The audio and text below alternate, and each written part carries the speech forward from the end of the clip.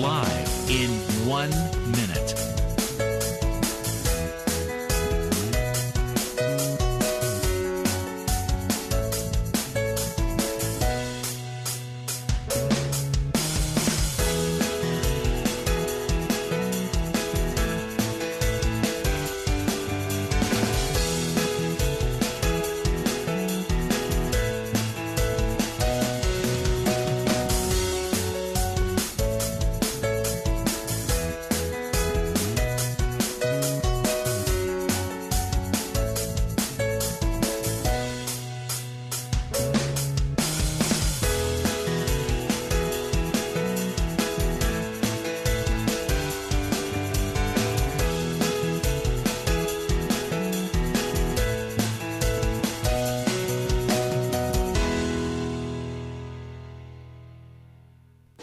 Welcome to Lynn Cullen Live at pghcitypaper.com. Email your questions and comments to lynn at pghcitypaper.com. Why, hello there and welcome, welcome, welcome. It is the 14th of Janvier. Is that how you say January in French? It is? I think so. Janvier. That's very pretty, Janvier. You wouldn't know I took a few years of French, would you? Can't remember much of anything, but... Well, guys, just you and me today. My sister Susan is en route to NYC. That'd be New York City. And I wish her well and happy travels. I've got a little, little words of wisdom that I'm going to pepper the program with on occasion because I just I like these aphorisms. I remember once having a class, maybe it was in high school, but where the English teacher said that we were to come up with our own aphorism. You know, like, that is what an aphorism is, right? Like a penny saved is a penny earned, that kind of thing. Do you know how hard that is to do? I mean, I remember it was like one of the hardest assignments. I couldn't come up with a thing. I thought of think of a thing that's true and then try to put it in some clever little minute kind of a way. This was sort of like twittering before twittering existed, you know, because you can't have a lot of words in an aphorism. Anyway, here's my first one for today, a salvo, and it's coming at you perfectionists. People who can't ever seem to get anything done. You never say it's done because you're still tinkering constantly. Here it is. And this is from the COO of Facebook, Sheryl Sandberg. And she says, done is better than perfect. I think that's not always true. But I guess it is. Done. Just get it done. Done is better than perfect. A word to the perfectionists out there. Okay? So just you, moi. The friend that was over at my house on Friday, would that have been? Maybe Thursday. Thursday night. It was Thursday night. Because the spill in West Virginia happened Thursday, although you wouldn't have known anything about it till late Friday or even Saturday if you read the usual news sources. No one was paying it any attention. And I, as you know, had a fit that night when I first saw the story on my Twitter feed from just a regular, ordinary human being who I know who happened to be down there. And I thought, oh, my God, this is a big story. And so I mean, this is old news for somebody. So I turned on the 10 o'clock news here, wanting more information. There wasn't a word about it. Not a word. I went back to my Twitter looking for CNN, looking for not a word, not a word. And I went nuts. I was screaming, what? so-called journalists anymore, even at like major news gathering outlets, recognize a story? And you know what the answer was? No, they don't. So, a case in point, I just want to point this out, that somebody posted something on Huffington today that says essentially the same thing about the inability, I think it's an inability of network folks, the cable folks, the MSM, mainstream media, and like media in between and all around, to acknowledge that something that does not affect them or turn them on, well, then that's not news. So here is what. Well, why can't I find it? For God's sake. Okay. So here is what someone posted. You can bet that if this spill happened in New York City, and I even said yesterday, Pittsburgh, the newscasts and talk shows would have been all over the story. But it happened in West Virginia, so who cares? Right? 300,000 people. But we're West Virginians, for God's sakes. We're without safe drinking water. You mean West Virginians even have safe drinking water normally? We're without safe drinking water. Blah, blah, blah, blah, blah. It was the most significant and potentially scandalous environmental disaster in America since the Deepwater Horizon oil spill in its impact on people. So how much time do you suppose did the Sunday talk shows devote to the story? None, of course. Instead, they were busy obsessing on Chris Christie and the bridge and how it will affect his presidential run 2 years hence. Maybe the Sunday shows should venture outside the Beltway from time to time. They might actually find some real news. Just saying.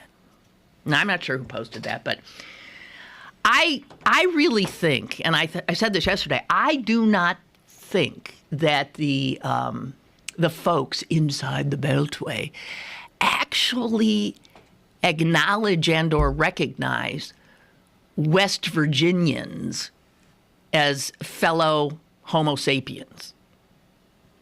I think they think they're like a subcaste or something.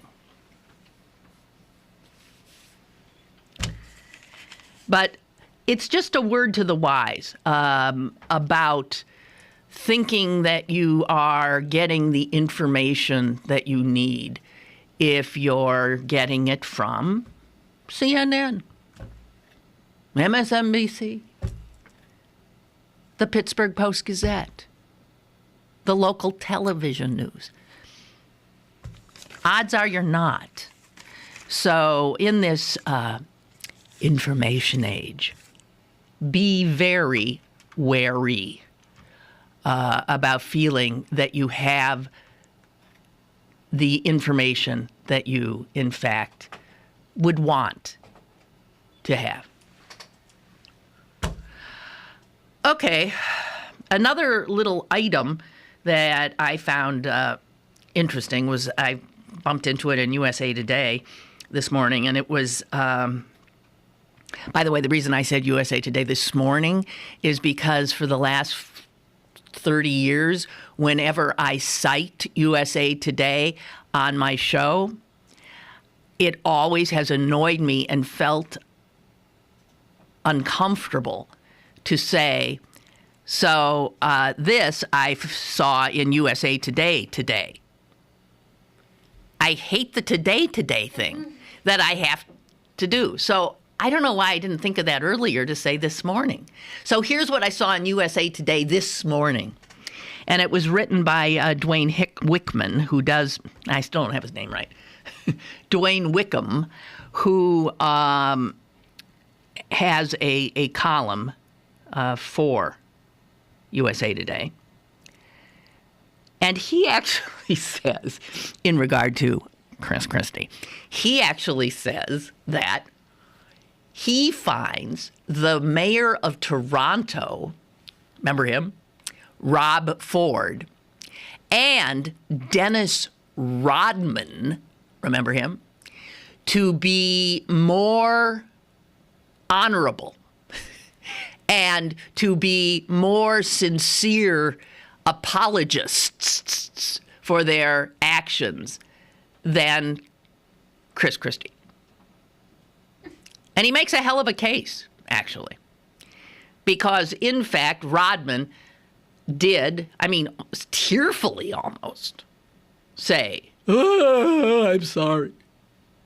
We're not quite sure what he's sorry about, but he's sorry. He's sorry he upset people. He's sorry this and that. But there was clearly a tone of sincerity. We're so used to the faux apology. And Ford, whose apology was sort of faux as well, did at least, according to Wickham, acknowledge that he had done the deed. He had smoked that crack. Of course, he was caught dead to rights. But Christie has yet to really, even though he says he takes responsibility, he quite clearly does not. He's too busy throwing every person who's helped him get where he is now overboard. So, Wickham ends his piece by saying that all these people he's throwing overboard, referring to them, it's this trail of political roadkill that Christie hopes will absolve him of blame. And that makes Rodman and Toronto Mayor Ford look honorable in comparison. Might be a little overwrought, but what the hell. Another aphorism coming your way. This by Hunter S. Thompson.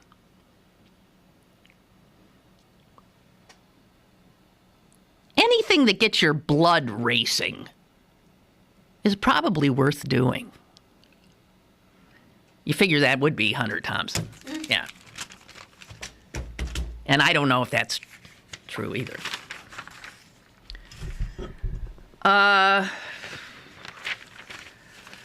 So did you hear about the deathbed mea culpa of the inventor of the AK-47? Kalashnikov, who lived a long life, well into his 90s. And as he neared his end and began to fear meeting his maker, he got really nervous about what his life had meant in terms of its impact on others' lives, which is a pretty fair measurement that all of us should make. And he said this to his confessor: "The pain in my soul is unbearable. I keep asking myself the same unsolvable question.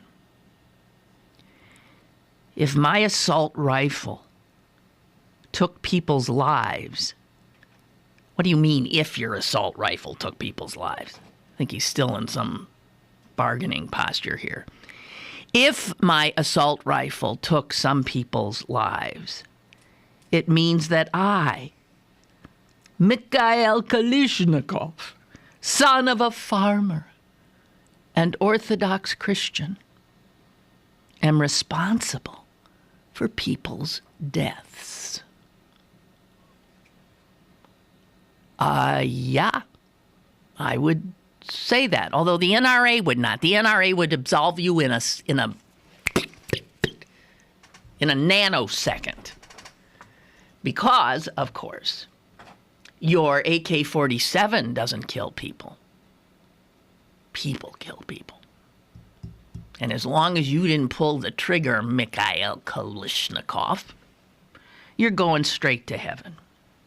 And yet, as Kalishnikov lay dying, the pain in his soul was unbearable.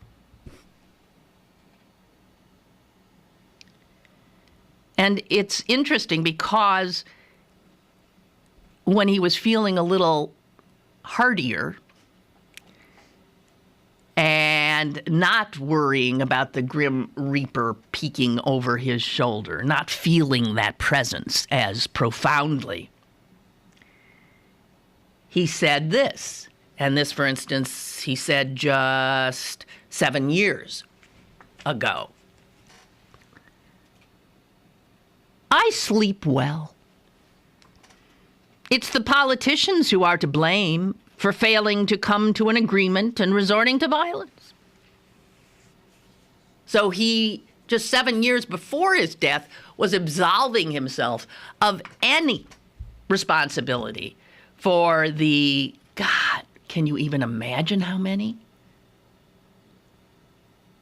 How many hundreds of I bet over 1 million lives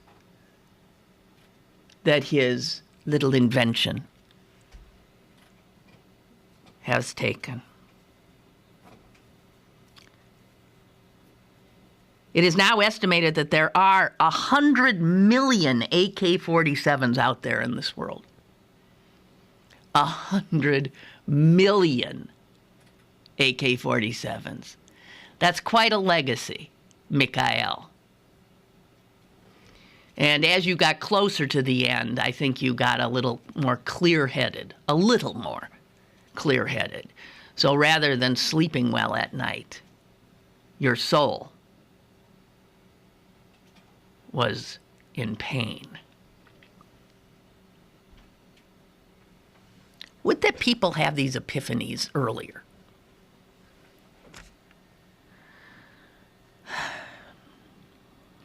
He apparently dictated this to a priest in a letter that was to be sent to the head of the Orthodox Church. I guess he was looking for some kind of absolution. And he also was thinking about humanity. And he came to the same conclusion I've always come to, which is that even though we now consider ourselves so civilized, we are little changed from our cave men and women forebears. Little changed. I think now we're just cavemen with smartphones.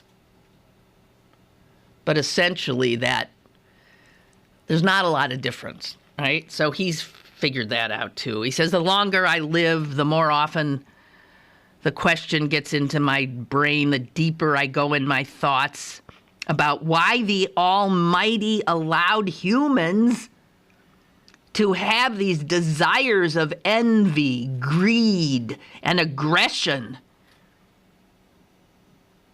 Everything changes, but only a man and his thinking remain unchanged. He is just as greedy, evil, heartless, and restless as before.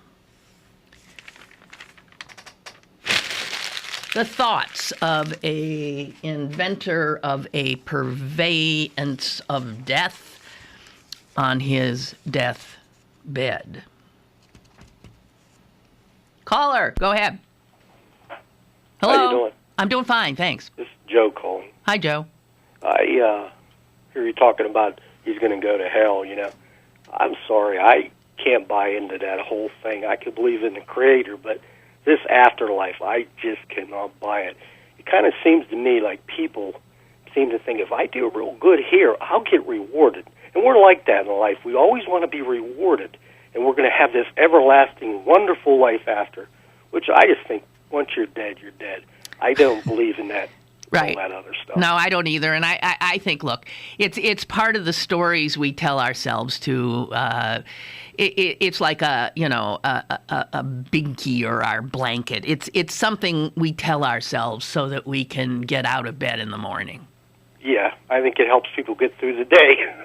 Yeah, well, it does. I mean, because otherwise you're left with that horror of an existential question of what the hell is this all about? Yes.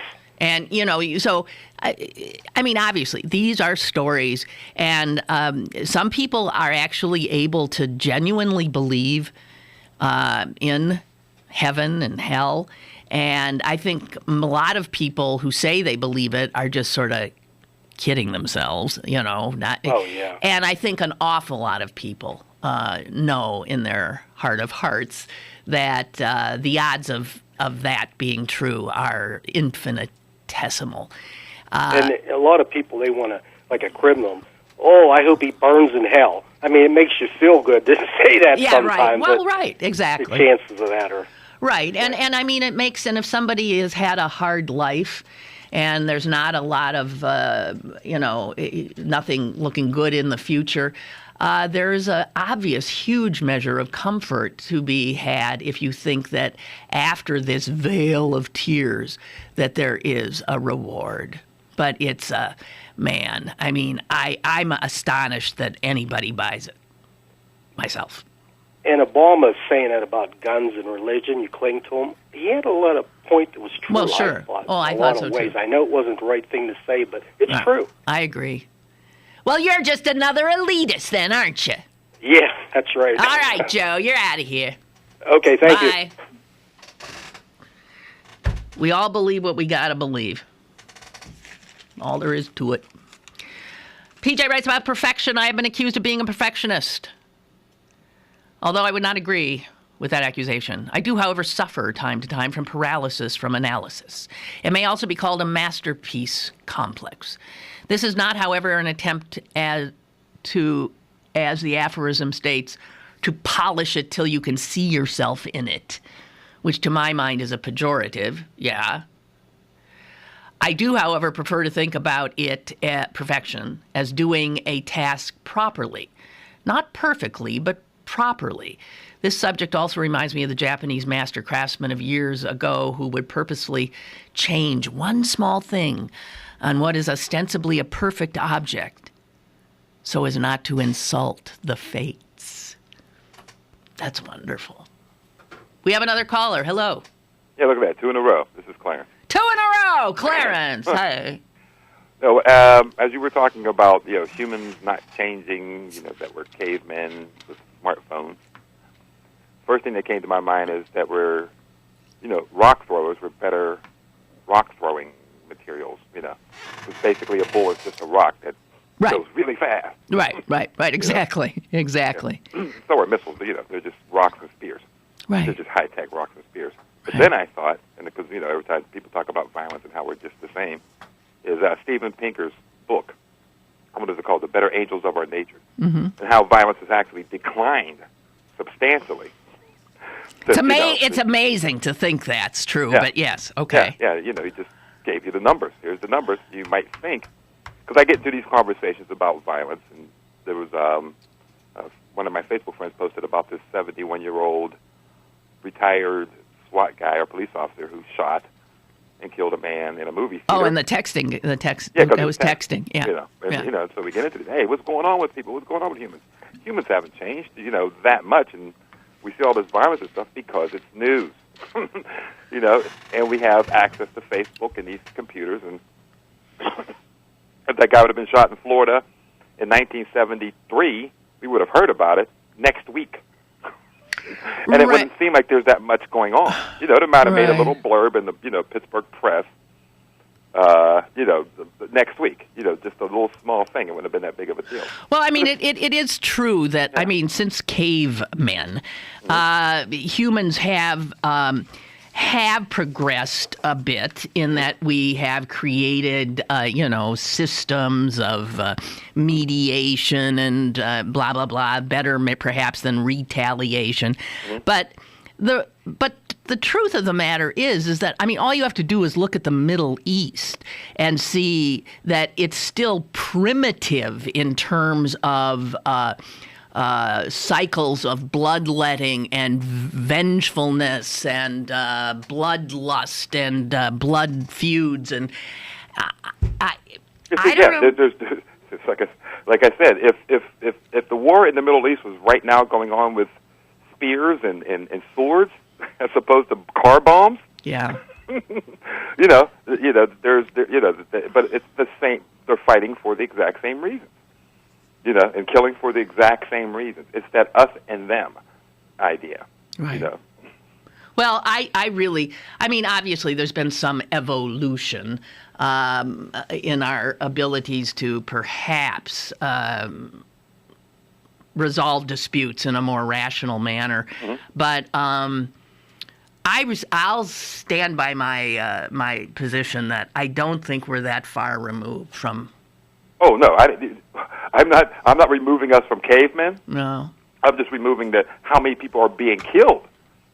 The numbers, we're definitely. But the 20th. We haven't evolved. The only thing that we haven't evolved physically, with wait, and all that stuff.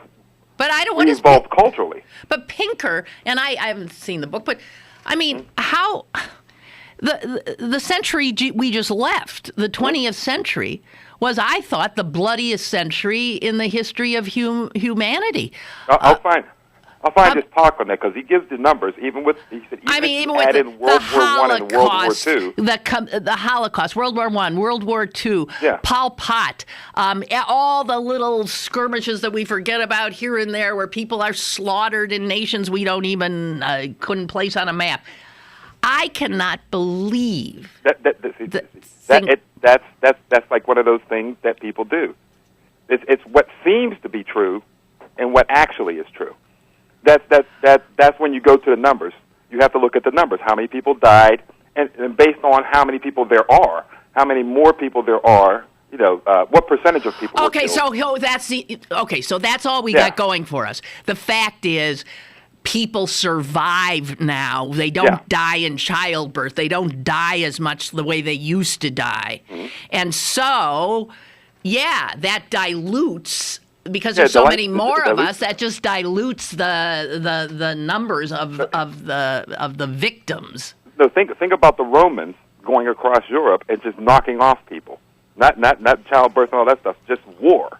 Yeah. They're just killing people. The percentage of the people killed during that time is higher than it is during the times of World War II, and the violence. The violent takeover of countries and and all that kind of good stuff. It's all about violence. So the better, we've actually gotten better. It doesn't seem that way, but it is that way, and that's like one of those, as I was talking about before, about that. It seems like we're getting more violent, but we actually aren't. Like, crime statistics are down. But just because we have access to all of this information and we're constantly being hit by it, it gives you the illusion that things are escalating. Now, my son maintains that things like all the violent entertainment that people just love and violent video games, he says that he really thinks that rather than causing more violent behavior, that they ameliorate violent behavior. Smart kid. So you agree with that too? Smart kid, because I've made that same argument. I said that people tend, you can go out and if you think about what are that you can virtually kill now. You don't have to really kill. Yeah, you can virtually kill things. Yeah, and get out the aggression and not really harm anybody. Yeah, and the mirror neurons in your brain, you can fake something, and it has the exact effect on your brain than actually doing it. But that I talked about this years ago when I first found out about it. Like, people who watch football games are getting the same exact chemical responses in their brain as if they were actually playing it. Yeah. Yeah. So so he probably has a good point there. He's telling them to go to college and do a study. Yeah. Yeah. Oh, gosh. All right. So, hey. And I'm not going to start on religion. That's a whole I'll wait till next week to get on that. Well, yes. Although it's always so much fun. Yeah, it is. Thanks, Clarence. All right. Have a good week. You too. I'll talk to you again. Too. Yeah. Right. Okay. Bye. And I see that I have been remiss in getting my breaks in, so let us do that now. Email your questions and comments to Lynn at pghcitypaper.com or call Lynn at 412-316-3381. Lynn Cullen Live will return in a moment. For the millions living with COPD, breathing becomes a real struggle. COPD stands for chronic obstructive pulmonary disease, but you may have heard of it as chronic bronchitis or emphysema. Over time, it makes it harder and harder to breathe until you feel like you're breathing through a straw. COPD is the fourth leading cause of death in the U.S. It kills one person every 4 minutes, and it took my grandmother. An estimated 24 million Americans are affected, but as many as half of them don't even know it. It's a race against time to spread the word about this serious disease. If you're over 35 and have ever smoked, you could be at risk. The good news is, there are steps you can take to improve your symptoms. I'm Danica Patrick, and I drive for COPD. Take action today to breathe better tomorrow. Join the movement at driveforcopd.com, take our screening questionnaire today, and talk to your doctor.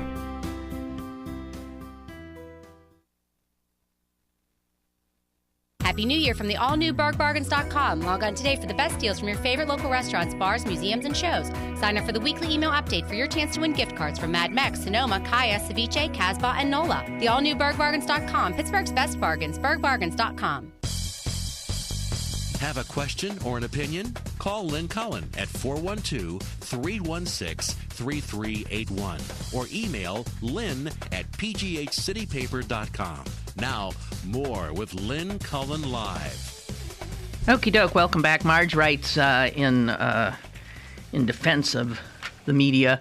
I've seen Luke Russert covering the West Virginia story on MSNBC. He's covering it the old-fashioned way as a reporter on the scene, so there are still some reporters around.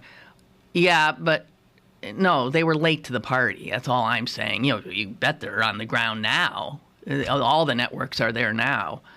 But that story had a good 36 to 48 hour lag time reaching the brilliant folks in New York and Washington. Getting their attention, or Atlanta in the case of CNN, getting their attention. And even when they acknowledged it happening, they didn't see fit to make a big to-do about it because it wasn't them.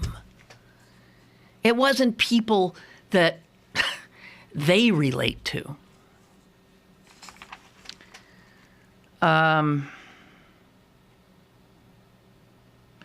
Speaking of the guy who got blown away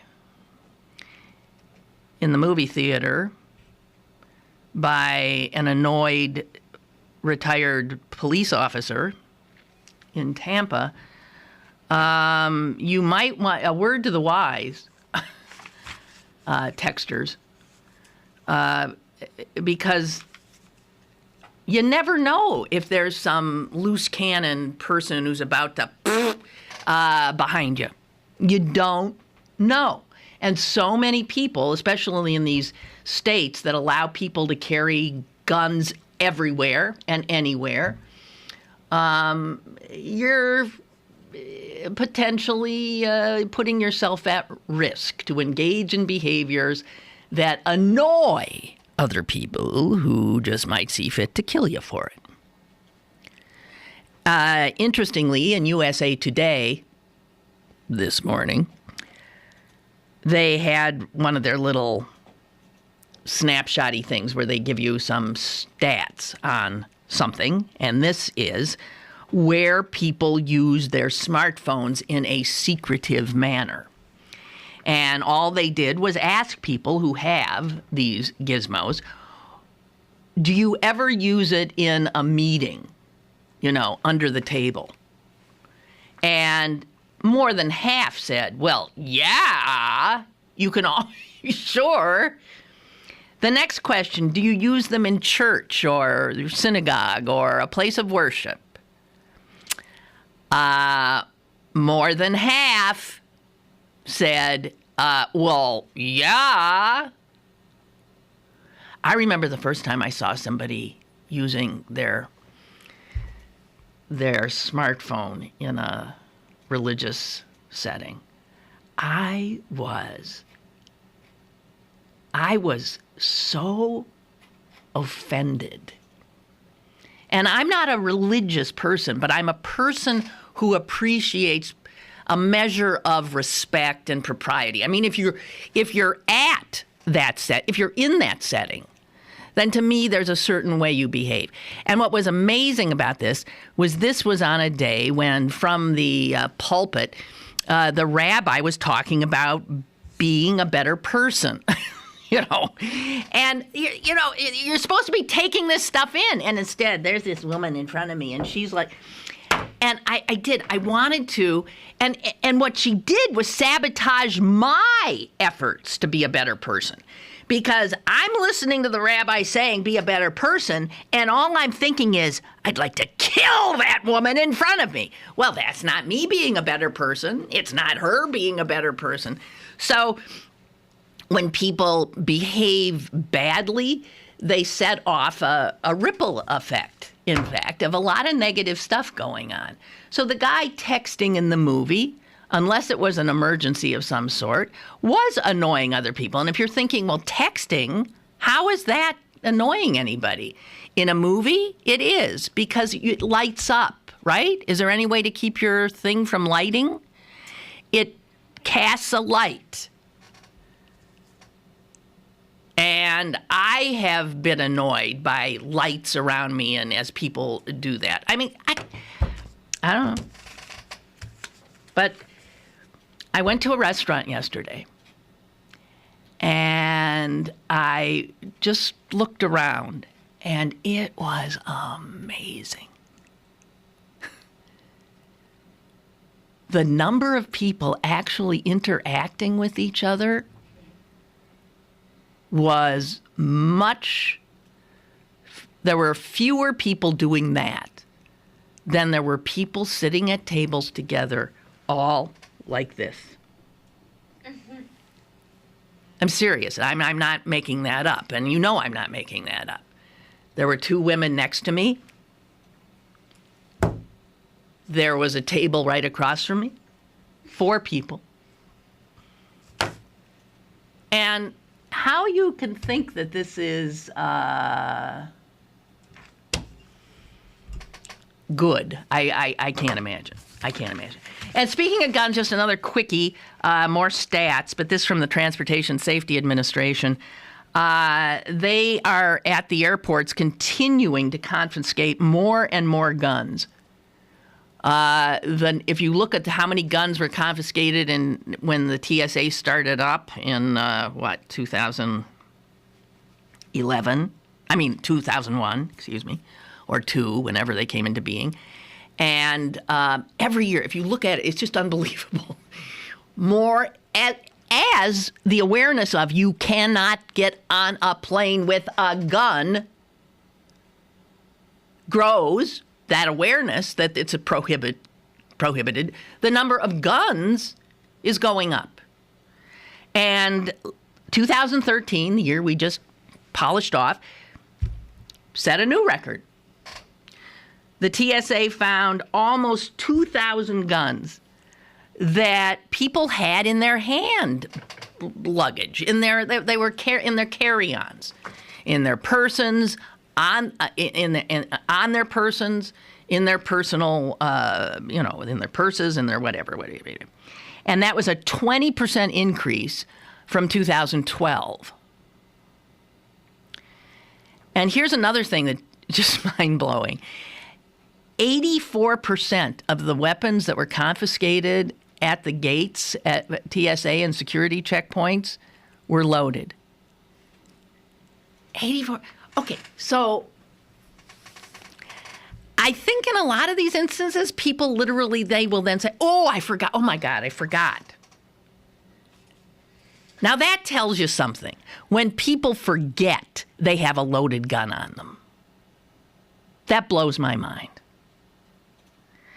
84% of the guns were loaded, and over 1/3 of them had a bullet in the chamber.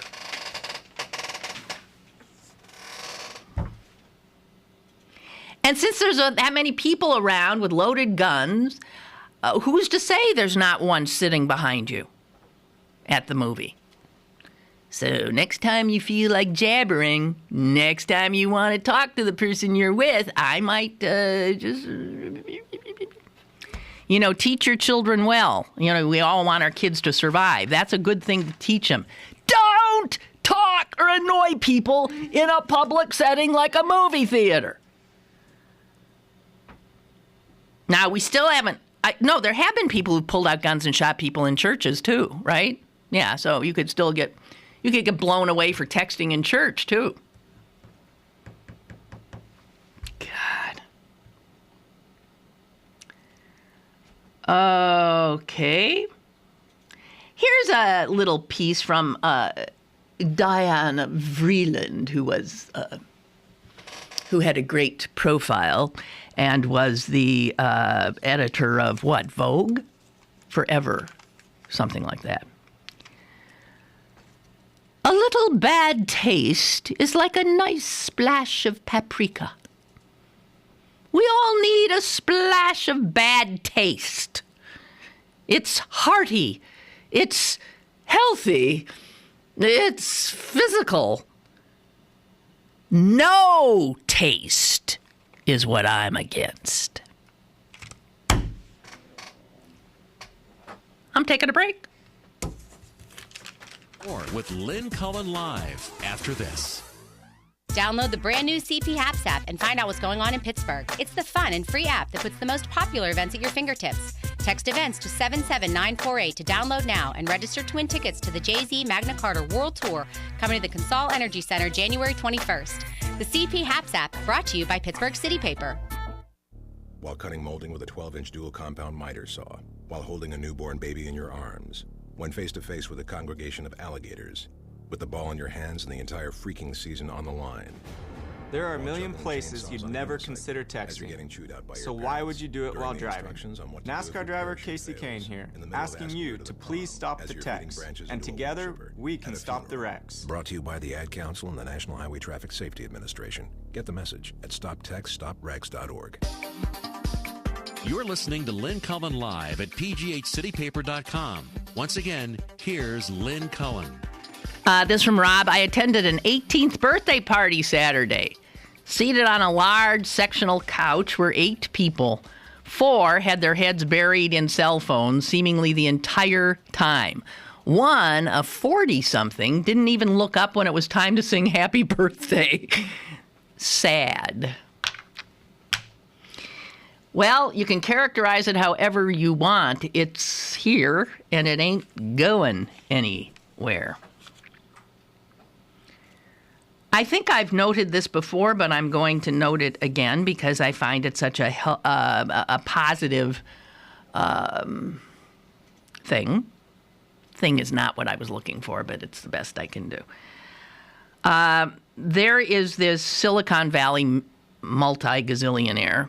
Of course, there are a lot of them. There's not just A. There's tons of them. One has the unusual name of Ron Unz.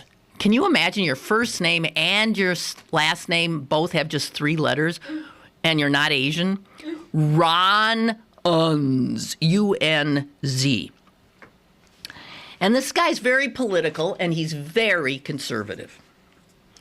Heading toward the libertarian. But he once, in a primary race, used a ton of his own millions to take on the incumbent Republican governor of California, Pete Wilson. That was many years ago, and he didn't unseat Pete Wilson. But he's always had a passion for the political. He also is the former publisher of a magazine called The American Conservative. So, I mean, his bona fides are well established. He's also a theoretical physicist, and he is back in the political realm in California. He has a proposal which, if it jumps the right hurdles and gets through the right hoops, will be on ballots in California, because they do these resolutions and propositions and stuff. And his proposal, this American conservative guy, is that the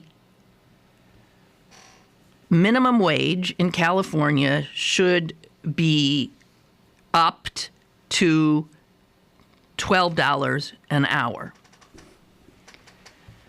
Now, usually when you talk about raising the minimum wage, Republicans and conservatives go ballistic. They say it'll cost jobs, it'll drive small business people out of business. And finally, someone on the other side is saying, bull, absolute bull. And he's saying what I've been saying. He says, what we got going now, guys, is that government, and see, he doesn't like a lot of government, is that government, in the form of we the people, taxpayers, end up subsidizing businesses who don't pay their workers enough. He said, what's with that kind of that is the stupidest thing I've ever heard.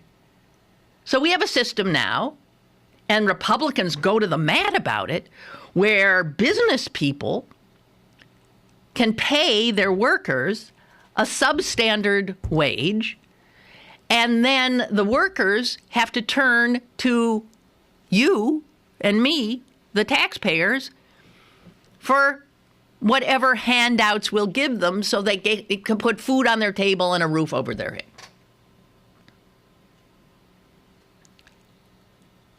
And thank God, if we can just get more conservatives to get it. He says, why should we be subsidizing this kind of a scheme? So he says, look, increase the minimum wage to $12 an hour, and you will, by doing that, literally immediately lift millions of the state's residents, California, out of precarious positions in which they have to be on government programs, food stamps, welfare, whatever. Pay them enough so you don't have to do that. And he said, because they don't have a lot of money, you give them that $12 an hour, and guess what? They're going to put it right back into the economy. But we know that too, don't we? It's just Republicans who can't get it through their thick skulls. So all those now less poor people will put that money into the economy, and they will drive up sales tax revenues, and they will save taxpayers billions of dollars. And what's not to like? What's not to like? It's such a no-brainer. And yet you got the knee-jerk reactions from the Chamber of Commerce, and Republicans who are not thinking critically, who are just parroting the party line for the last 7, 8, 9, 10, 100 decades.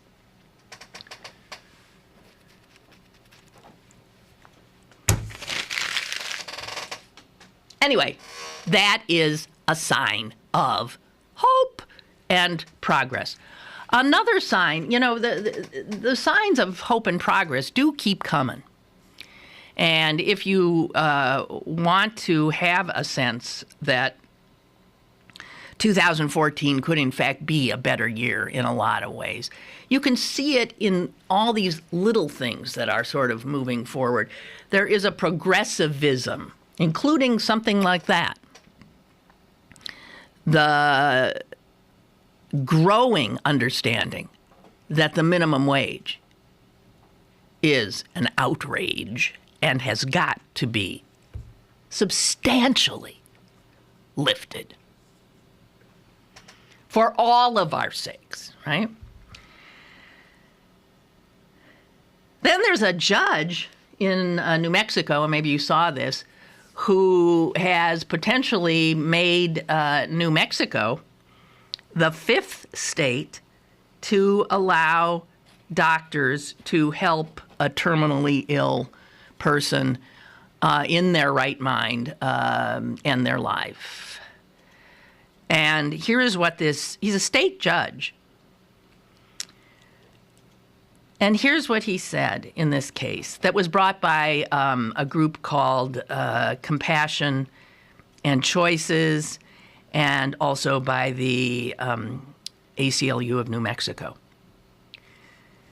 He said, this court cannot envision a right more fundamental, more private, or more integral to the liberty, safety, and happiness of a New Mexican than the right of a competent, terminally ill patient to choose to have aid in dying.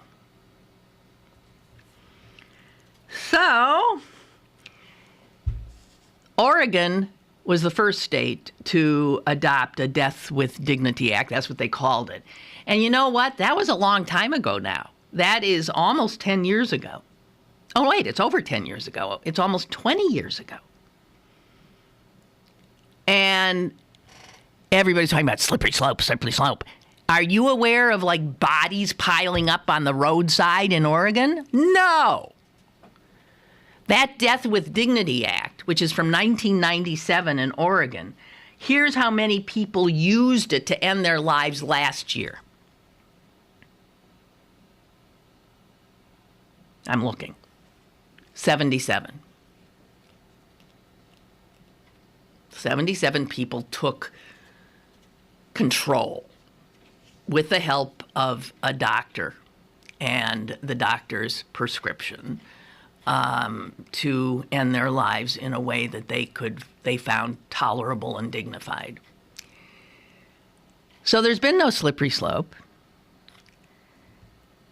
4 years ago, the voters in Washington state approved a similar law. In Montana, 3 years ago, the state Supreme Court said that they saw no reason why a doctor was prohibited from aiding a person in dying. And in just last year, Vermont legalized the practice. And so with this judge, that would be New Mexico turning perhaps into the 5th state. You look at these, these formerly unthinkable kinds of pieces of freedom. To me, that's what all of these are about. Freedom and the right of somebody to have freedom over their own lives and even in the ending of them. So you see it with state after state after state turning on gay marriage. I think you'll see it in terms of this, dignity in death. I think you are going to see it in terms of marijuana, first with medical, and then we'll see how it goes in Colorado, but recreational. And here again, it just underscores one of the reasons that these old white Republicans are so frightened because they're losing every battle. They're losing. They're mired in the past, and they simply can't abide the thought of the future. Be a hell of a way to live. Now, anyone listening to me knows that I'm fearful of the future myself. I think it's a reasonable thing to be. I mean, my concerns have to do with technology and science. They really do. And I also know that technology and science are going to make my life and my world better in many ways. But I'm, looking at some of those negatives, and they do frighten me. And I see some of the negatives in, well, this last email I shared with you about the birthday party, with easily half of the people there essentially not there.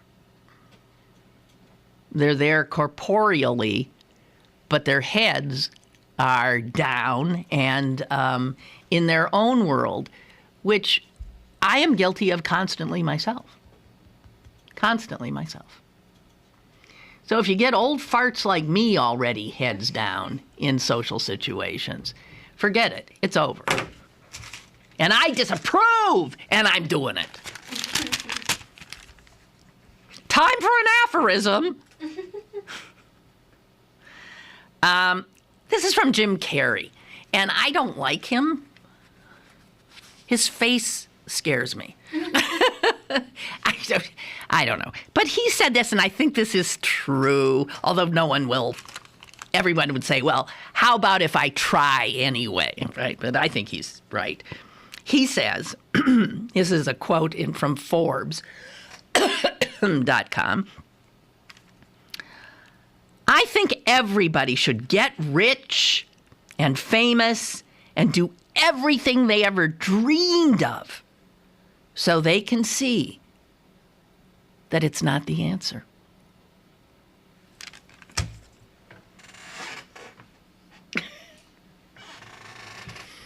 You want to talk to some lottery winners? No, seriously. No one wants to, I'm sure some people in their hearts would say, oh, yeah, I suppose that's true, but let me try anyway.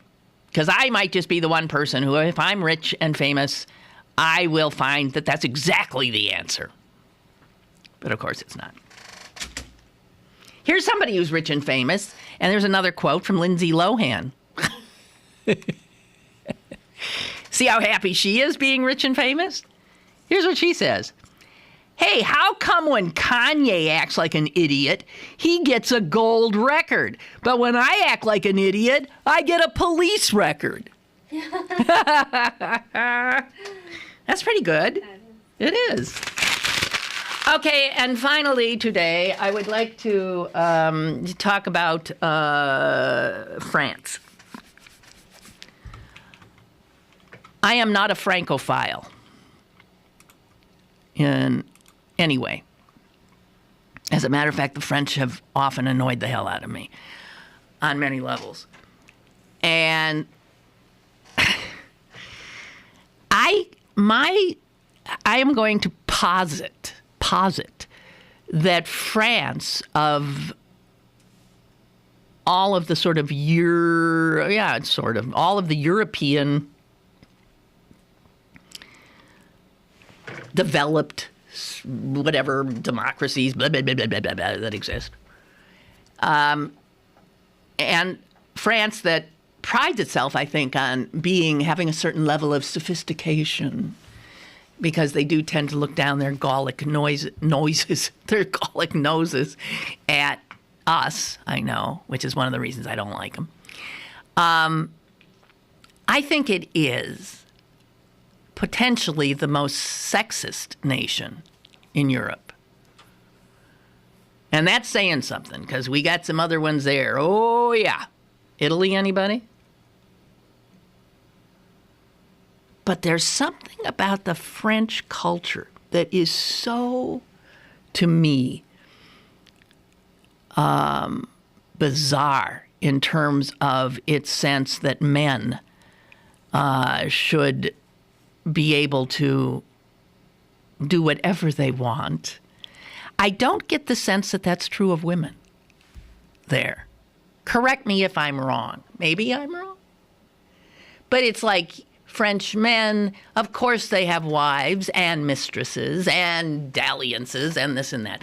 But you've heard the latest is that the doughy president, Hollande, who's about as sexually attractive as the Pillsbury Doughboy, turns out not only has a gorgeous ex-wife, a gorgeous new partner who serves as the First Lady of France, but also now has a 20-something, or is she maybe even 30?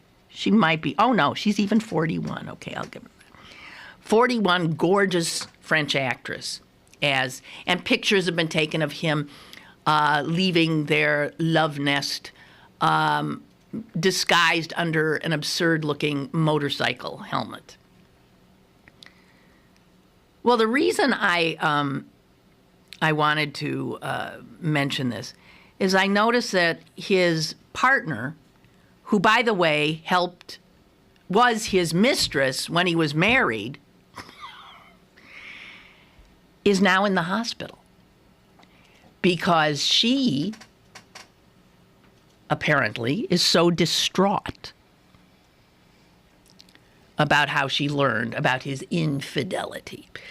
Now, I don't know. There's something. So, first of all, how the First Lady could be in shock is beyond me, since she herself was the other woman.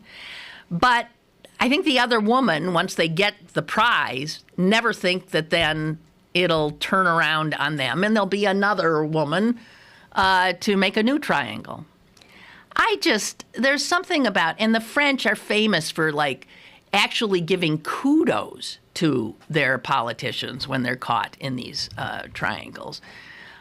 Which I think is as absurd as what we tend to do in America, which is, run them into the main square, stick them in pillories, and, and throw things at them. I don't know.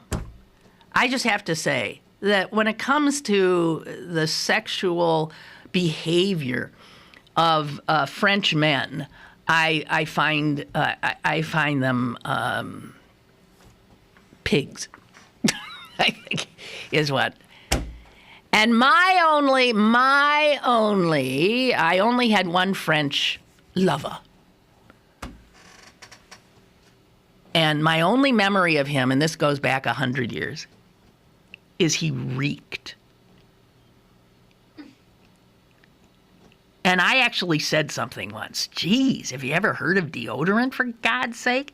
And he said, "This is the trouble with you Americans. You do not know. I smell like a man. This is what men smell like."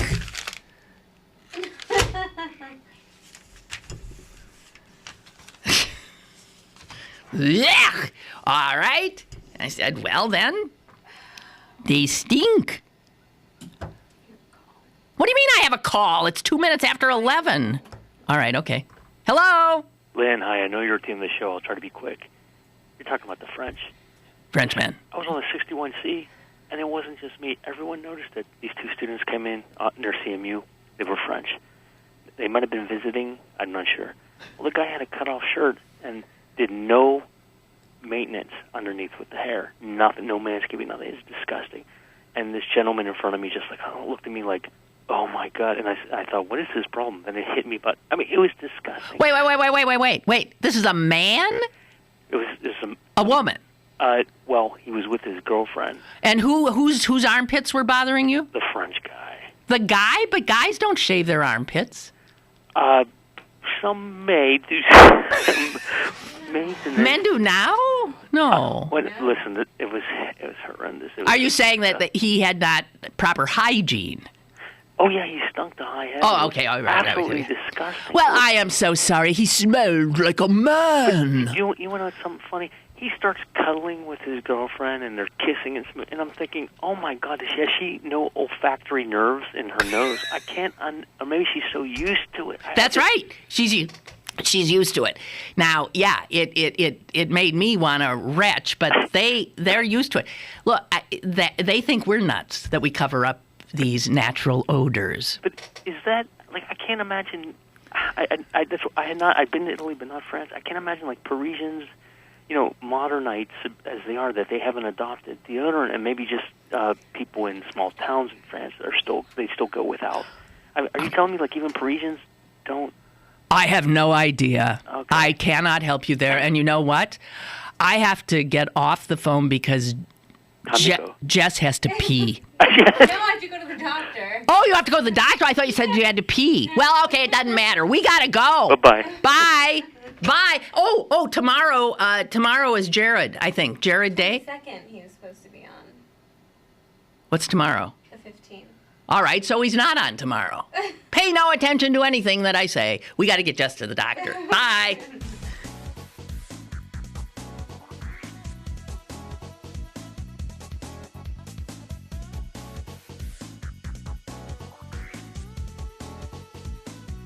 Lynn Cullen Live, Monday through Friday from 10 a.m. to 11 a.m. and archived at pghcitypaper.com.